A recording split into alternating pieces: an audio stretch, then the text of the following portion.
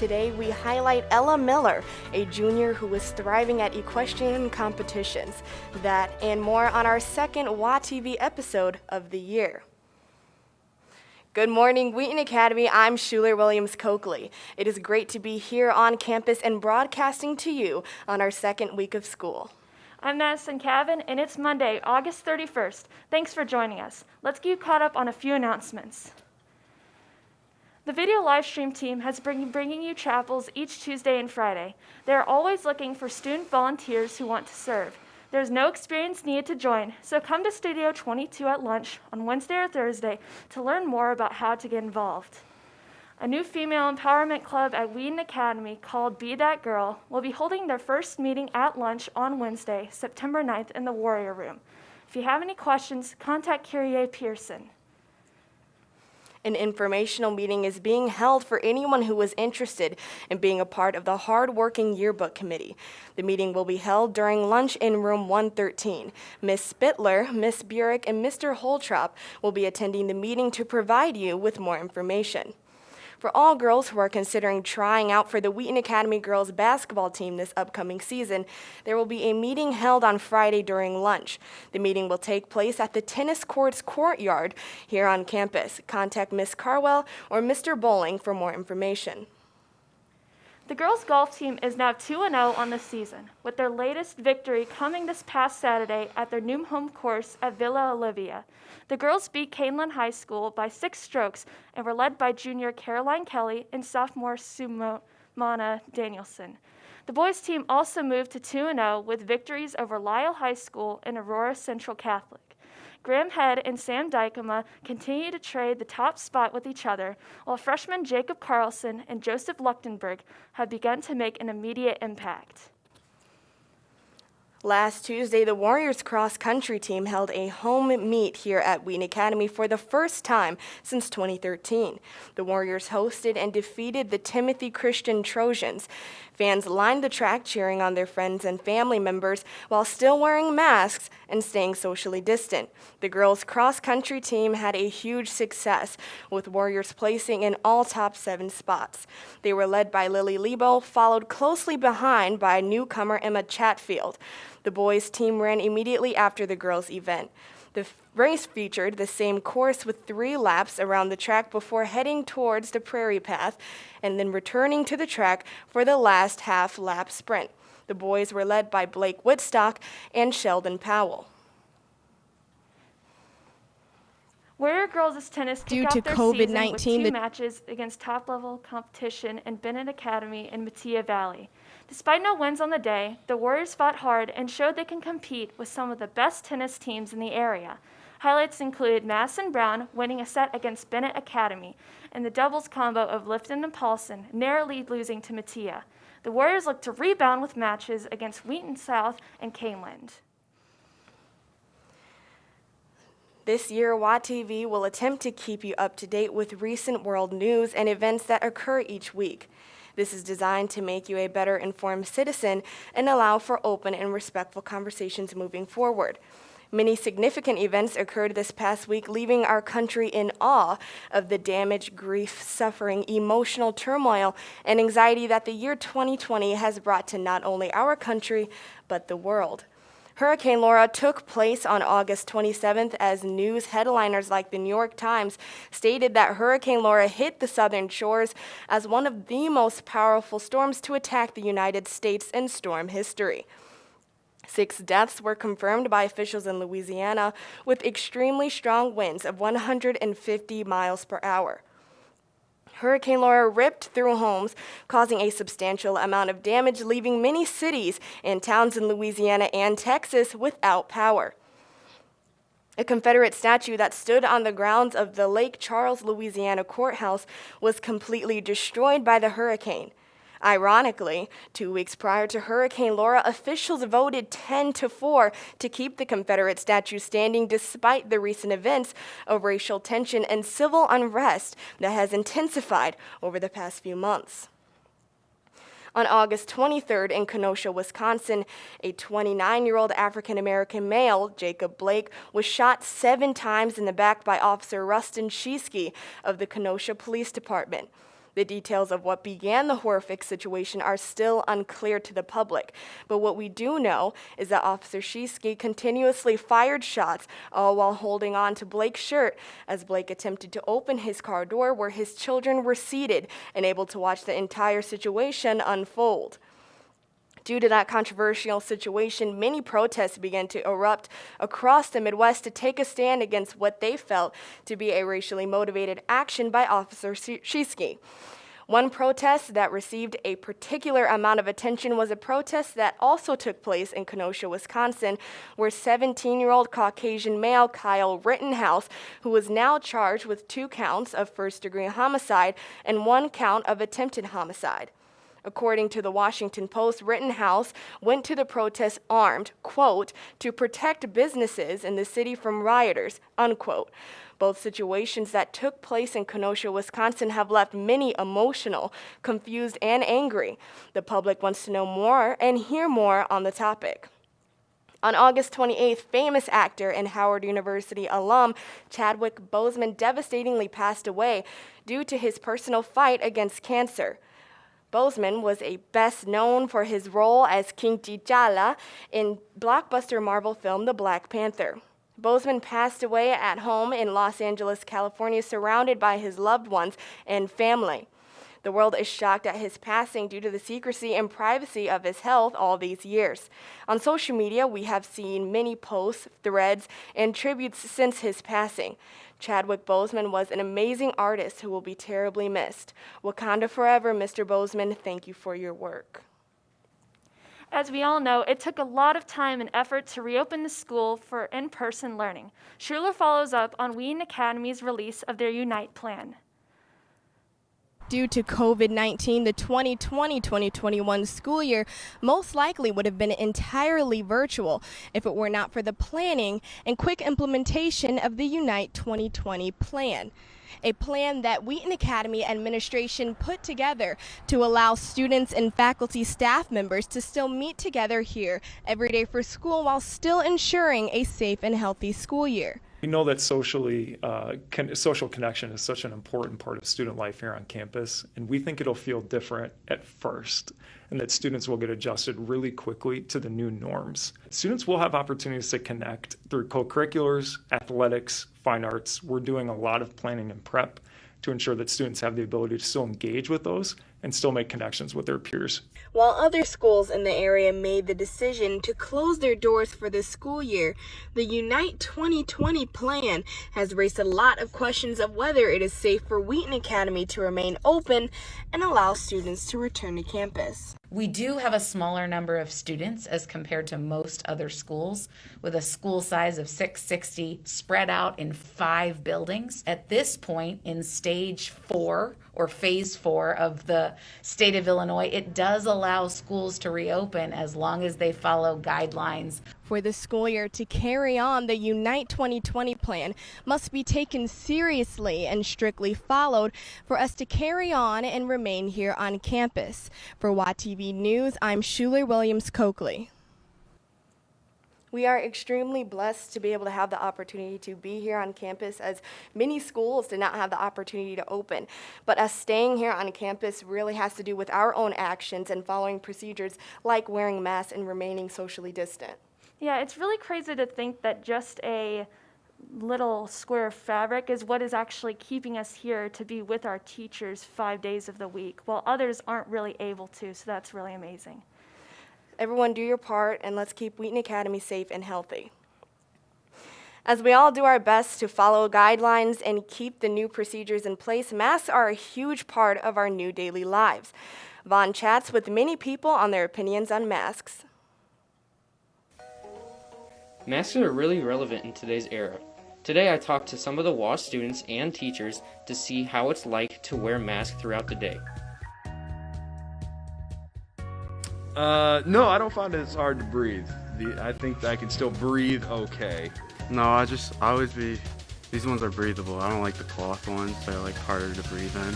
Yeah, it is kind of hard sometimes, but I get used to it, so. It was hard for me to breathe only when I was running some running drills with the girls at the tennis courts. But other than that, it was fine. Do I think masks are fashionable? I think they are fashionable in the sense since everyone's now wearing a mask, then you have an ability to create a little expression, make it a little exciting, make a statement about who you are and what you believe. So yes, they're fashionable. Vaughn, thank you for that report. Next week is Labor Day, and we are not planning on showing our WATv episode in classes. Instead, we will release a link for that episode that you can watch on your own. Peter Canaris will be investigating masks and giving you his top 3 choices of styles and brands. As we all know, classes have been spread out to some very unusual locations. Catherine Swallow connects with Mrs. Main about her new space in the library. Today, I interviewed Mrs. Main about her experiences teaching in the library. It's quite different, primarily because you have to project so much more in order for the students at the back of your classroom. They definitely have learned to raise their hand and not just ask a question, because so often I can't tell who's talking if they just ask a question, and also sometimes I can't hear them. One of the things I noticed is that maybe they're a little more independent. I've noticed that my freshmen are particularly independent. The positives is that we can be here. And that is just such a blessing. Negatives, obviously, little, competition for the sound with the sounds. Community time when we're watching it all together on the screen, or chapel, that's not working because we can't sync the voices and pictures, and it's too much noise. But we're working on fixing that. This is Catherine Swallow from WATv, signing out. Around campus, I know I've seen a lot of unusual locations for classrooms to be that were not there last year, but due to COVID-19, Wheaton Academy has had to switch a lot of things around. What's the strangest location that you've had a class? I have advanced pre-calc with Felinsky in the Whitechapel. So while we're all evenly spaced out in our seats, Felinsky's standing on top of the stage, like basically asserting his dominance while he teaches us math. So it's amazing. Well, COVID-19 has brought a lot of new and interesting things to Wheaton Academy, and new classroom spaces is definitely one we can be thankful for. From new spaces, we move on to new teachers. Isabel Kelch sat down with Miss Stryzalka to help us get to know this English teacher a little better. Ms. Stryzalka is a new member of the English faculty this year at Wheaton Academy. I sat down with her to talk about her love of English, how her faith affects her teaching, her favorite spot on campus, and more. I teach AP Language, English 3, and a section of freshman English. I often say that stories can be a window, a door, or a mirror, and the way that we use stories is to influence our world. So it is such an applicable content to teach. Faith, I feel like, should be integrated in everything you do, but especially discussing different people's experiences and stories and trying to build empathy for them. The Lord created each of us unique, and being able to step in someone else's shoes and see how they've experienced the world can help strengthen our own relationship with God. My favorite spot on campus is probably... I love the graduation grounds. I love taking classes there just because the trees are huge and they're gorgeous and they're just a perfect little spot to read a book, I feel like. I think my favorite book would have to be The Great Gatsby. I'm so excited to teach that because I love that book. My experience as a student affects my teaching because I want the students to feel invested in what I'm discussing. So I want them to feel like there's a purpose outside of just the classroom for what they're learning. One of my favorite parts about teaching English is the fact that the Lord created our world through story and with words, and that's just so embedded in human nature. So being able to analyze and recognize what human nature is and how we work with it, it really reflects into who we are. Wow, that's so great. I love whenever new teachers can get to share what they're passionate about and what they think about our school. I have Ms. Stryzalka in 5th period, and I'll be reading Great Gatsby with her today, so that's going to be really fun. Do you have any books that you are very passionate about or just really love to read? Well, I'm very indecisive. I think it depends on my mood and what I want to read, and my favorite books change by the season. But English is definitely one of my favorite subjects. But more so than reading books, I love to write. So I'm actually in the process of kind of picking up a new hobby that I've started over quarantine of writing a book. So who knows, maybe you'll see my book in Barnes & Noble one day. Oh yeah, I'd love to read your book at Barnes & Noble. That'd be great. Although students can be involved in a lot of activities here on Wheaton Academy's campus, often students' interests can be sparked in an activity outside of this space. There are many unique passions and hobbies here at Wheaton Academy. Today I talk with Ela Miller about her involvement in equestrian competitions. I have been doing equestrian for about 4.5 years, and I started competing about 3 years ago. 6 years ago, I went to a horse camp and fell in love with the sport. Generally, I practice about 3 times a week, but going into a show, sometimes I'm there 5 or 6 days a week. And practice is usually the same. We usually go and get on the horse, and we warm up so that they can loosen up, just like how you would have to stretch before you do a regular sport. And then we usually warm up over a couple jumps and finish by doing some courses. For competitions, what we do is we arrive at the barn a day before the shows start, and we warm the horses up in the ring so that they're not afraid of any of the jumps. They get used to it, they loosen up. The day of the show, we wake up super duper early and we go warm up in a practice ring, and then we go into the big ring and we do our jumping course or our flat class, which means no jumping. And when we're finished, they announce the scores, and then we take our horses home. This summer has been my first summer doing professional shows against riders of all ages with many different horses, and recently I've gone to 2 of these shows. And the first show we placed reserve champion, which is second overall the first day, and champion the second day. And then I came back this past weekend and we placed reserve champion both days and won this fancy class called the Hunter Classic. The advice I would give to someone who might be interested in equestrian is don't be afraid to try something new. Be able to go to the barn and meet a horse and spend some time just brushing them, and then get on and you might just fall in love with it. This is Madison Cavan from WATv, signing off. Thank you, Madison, for that segment. And excellent advice from Ela to not be afraid to try something new. You never know what is going to stick or what you may like. Next up is Miss Carwell for our Community Scoop. Good morning. I'm Miss Carwell, and I'm here for the Community Scoop. I have a few announcements I want to share with you. If you are homesick or going to be absent from school, please make sure your parents call you an absent. Your attendance is going to be marked excused absent from school, and it is important that we know that you are not physically present here on campus. We encourage you, though, to participate virtually in any class you are able to. Your teacher will mark your participation/attendance in their class accordingly. Any questions about attendance, you can see me.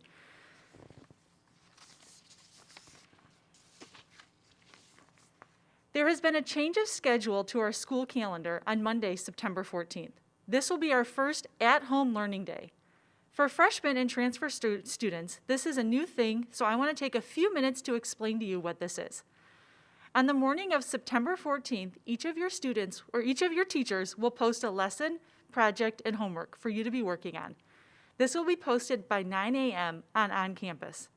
You can expect about 5 to 6 hours of school this day.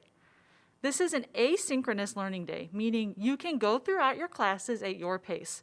You are not expected to be on Zoom throughout the class day or throughout the school day, and you will not be expected to do anything virtually.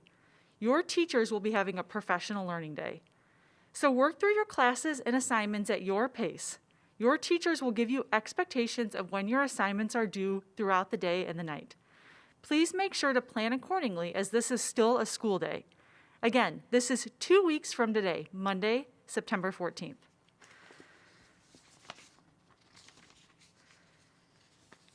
And finally, thank you to everyone who has continued to stay committed to our mission to be here on campus together and follow the necessary safety steps. Wearing a mask, self-certifying each morning, and practicing social distancing. There are a few areas that we can continue to improve on. During passing periods, please look for ways to stay socially distant as you move to your next class. It is easy to want to clump and talk to your friends, but I ask that you walk outside and space yourself out accordingly if you want to talk with your friends. Additionally, there are lots of spaces around campus where you can eat. Classrooms of your choice, the tents, grassy areas. Please choose a spot and remain safe and socially distant.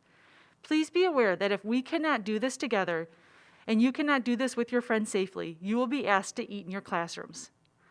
Now I want to send it back to Schuler for 4 things you need to know. Thank you, Ms. Carwell, for that helpful information. Now let's finish off with this week's 4 things you need to know. Number 1, Wheaton Academy, get out your phones right now, open up a YouTube, and subscribe to our YouTube channel by going to youtube.com/wheatonacademy.org. Don't forget that due to Labor Day weekend, we will release next week's episode on Tuesday instead of our usual Monday show day. Number 2, this week's chapels are going to be Mr. Thornton on Tuesday and Mrs. Hockett on Friday. Number 3, boys golf plays against St. Francis on Tuesday, and girls tennis plays here, home, against Wheaton Warrenville South on Wednesday. For more sports, scores, and information, go to athletics.wheatonacademy.org.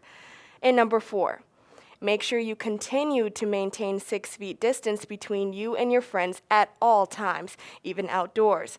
Your decisions will affect us all, so please do your part in helping to keep Wheaton Academy a safe and healthy place. That's all for us today. We will be back next Tuesday for our next episode of WATv. Send us comments and story suggestions to our Instagram account. We always need new material. For all of us in Studio 22, have an amazing day.